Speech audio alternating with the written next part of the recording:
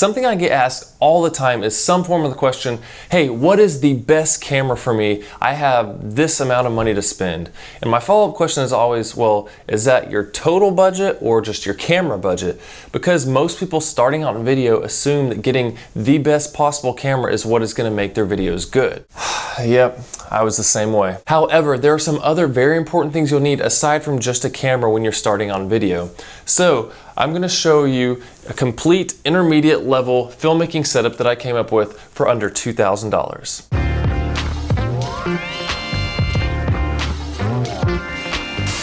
Hey everyone, Camber here, showing you how to use your camera to make good videos. And I already made another video showing a beginner filmmaking setup for under $1,000. But for those of you with a little bit larger budget, we're gonna go over some upgraded equipment that will help you still be able to start at a beginner level, but move on to more intermediate level as you learn. And we'll go over what some of those features are. But what we're gonna be looking at today are the camera, the lens, a microphone, and a stand, all of which are linked in the description.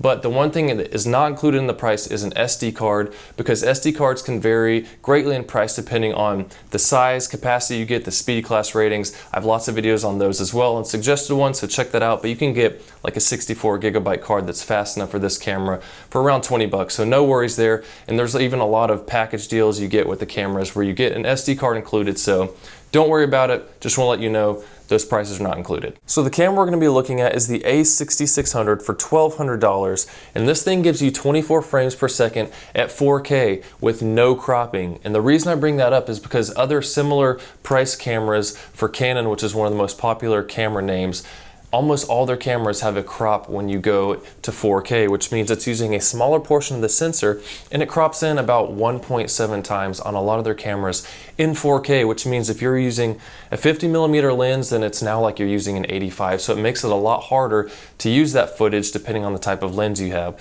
But you also get full HD at up to 60 frames per second, which will give you slow motion. When you play it back, it'll be 2.5 times slower, or you can go up to 120 frames per second, but there will be somewhat of a crop, about 1.1 there, but then that'll be played back 5 times slower than your normal speed. And another great thing about these as compared to Canon cameras or other brands is that there is no recording limit. Most cameras have a 30-minute recording limit. I have another video explaining why that is, but most people don't realize that until they get their camera and it stops recording on them automatically at 30 minutes and they have no idea what's happening. So this unlimited recording as long as your batteries last, or if you use a dummy battery, you can just keep on going. And the other great thing I love about this is touch autofocus. So you can touch something, it'll focus on it for you, touch something else, makes rack focusing super easy instead of having to use manual focus like when I start out trying to hit those points, or if you're working with someone else, like I've done short films, I have my wife working the camera for scenes that I'm in, and she's able to sit there and easily pull focus for me doing that type of stuff. So you can get someone who knows nothing about cameras, get them to work it for you if that's necessary. Great thing to have. And you also have the option of touch tracking, where you can touch something on the screen and it'll track that object and focus on it, which is really helpful for things that move closer or further away from you. And the camera I used for the other setup that was under $1,000 was the Sony A6100, which is very similar. They're almost the same size, but I'm going to cover some of the features that this has that makes it worth the extra $450. And starting out, it is the 5-axis stabilized sensor, so you're getting a lot more stabilization when you're hand holding. And you also have a larger handle here because there's a bigger battery in there. This is the same one that's used in all the new A7S, A7Rs, all that type of stuff, so it's compatible with those cameras. Battery lasts a lot longer. And an important thing that this offers that the A6100 doesn't, that allows you to move on to a more intermediate level, is picture profiles. And if you don't know what that is, I'll have another video here. I've explained what picture profiles are and why using them will basically increase your dynamic range. It saves a lot more data and gives you better overall quality.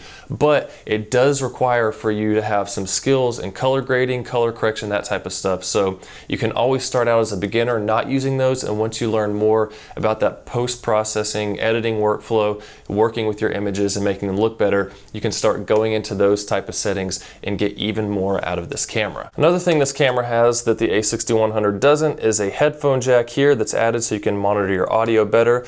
as well as some custom modes up here on the dial. So for example, in my normal video recording setting, I'd have 4K at 24 frames per second, and then I would preload full HD at 60 frames per second in number 1, and then full HD at 120 frames per second in number 2, so that if I'm out shooting some kind of live event, I want to be able to switch back and forth really quickly. And speaking of custom modes, almost every button on the back of this is programmable to whatever you use the most, as well as it has some added custom buttons up here on the top that the A6100 doesn't. So you can put things on there like white balance modes, metering modes, autofocus modes, whatever you use the most, you can access them really quickly. And this also has a weather sealed body, which the A6100 does not. So when you're out, it starts raining, that type of stuff, you have a lot better protection than you would with the other camera. The A6100 has great autofocus. It can lock onto faces and keep focus, but this can lock all the way onto your eye. So it just really fine tunes that all the way to focusing on your eye, gives you even better quality, and will track your characters as you're going through your video. And speaking of autofocusing, that brings us to the lens that we're using. So right here I have the Sony 18-105 f4 lens. Now, what I like about this lens is that f4, it's a constant aperture throughout the entire zoom range. But the one thing to keep in mind is that this 18-105 is based on a full frame camera, which this is an APS-C camera. Hold on. Here's the A7C, it's a full frame. This is the A6600. So you can see this has a lot bigger sensor, and the numbers you see on lenses are based on this type of sensor. So this A6600 has a crop factor of 1.5. So when you're using this lens, rather than it actually being 18-105, it's like you're using a 27-157.5, I guess technically is what it would be. But that's still a great range. My normal lens I use on my A7S Mark III is a 24-70.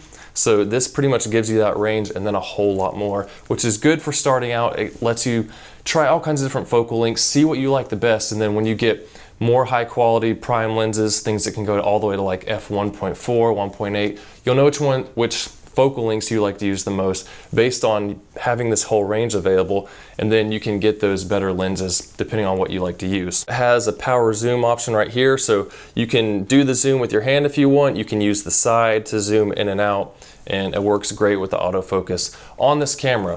Oh, and other thing I didn't bring up, speaking of touch autofocus and all that, the screen flips up like that. Let's take this off.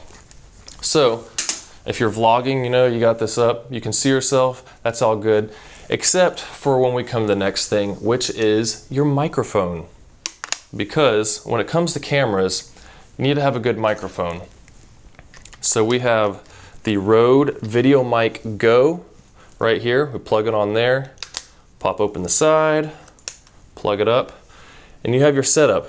But the only issue is, because this is a flip up screen rather than a screen that flips to the side, well, now it's a lot harder to see yourself. It's still doable, and it's not a huge deal, because for most settings like this, you know, when I set my camera up, I'm using the screen to frame myself, make sure everything I want is in there, and then I'm looking at this, because otherwise if I was just sitting here talking like this or looking up, hey guys, how are you doing? I'm just recording a video. It's kind of weird when I'm staring up at a screen rather than looking at you. So one thing you want to learn to do is really look into the lens. The microphone's really important, so let's just show an example real quick of the difference in sound when you have no mic to using a mic. So right now we're on the A6600 listening to the audio straight out of the camera, and it's not terrible. You could definitely use this if you're close, because as you can see on here, there are two tiny little microphone inputs there.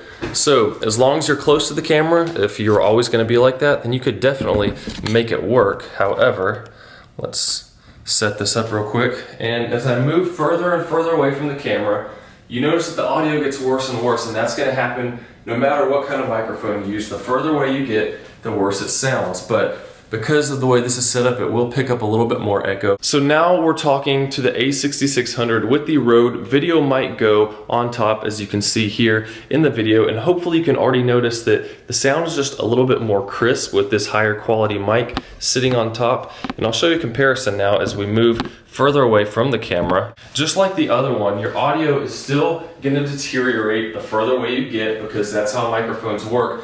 But because this is a shotgun mic, it's picking up the sound in front of it rather than all around. So any sound that's bouncing off the back wall and coming back should not be near as bad as it would have been using just the camera's built-in microphones.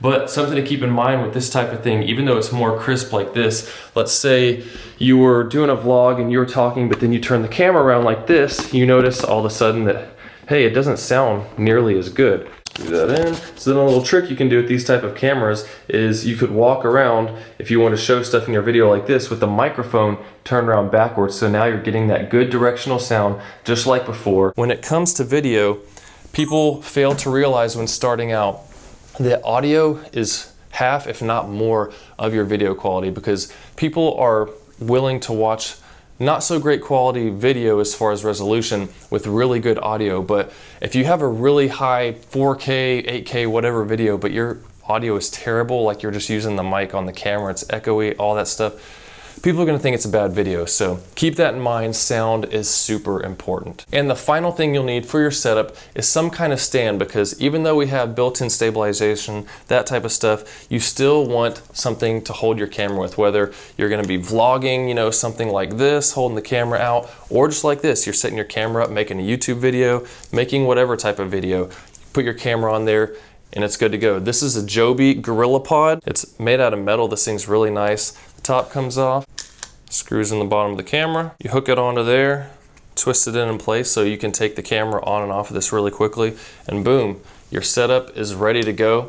And what I like about these Gorillapods, some people say they're not that great, but I like them because I've taken them all over the place, and you can record yourself putting it in all kinds of weird places. I've hung it up in trees, you can wrap it around the branches. I've used it hooking up to fences or gates and making time lapses, all kinds of good stuff like that. So this is obviously not like a good fluid head tripod, but we're just talking about something to start out with that can get you learning how to use your camera, how to stabilize it, makes it a lot easier. Something I actually do a lot when I'm using this too is make it into a shoulder rig like this, and you can get really stable shots like that. So all kinds of stuff you can do with this. You just got to get a little creative. So this whole entire setup will cost you $1,990. And once again, everything that we've talked about is linked below in the description.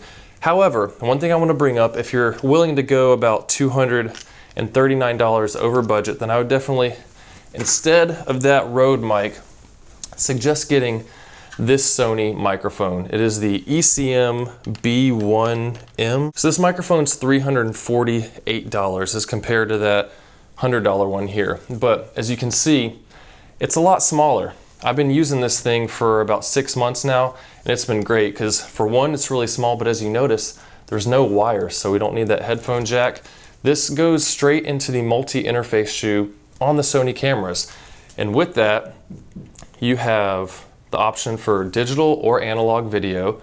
You have different noise filters, attenuated level settings, and then there's audio level. There's auto and manual, which I really like. I use auto almost all the time, so this camera or the microphone is just changing the noise levels to keep you at an optimal sound, and it works great unless someone walks in the door or something like that and it shuts kind of loud. It'll make a little bit of clipping there, but overall for general use, auto works really well. So let's turn this on. I'm gonna have it on the focused one.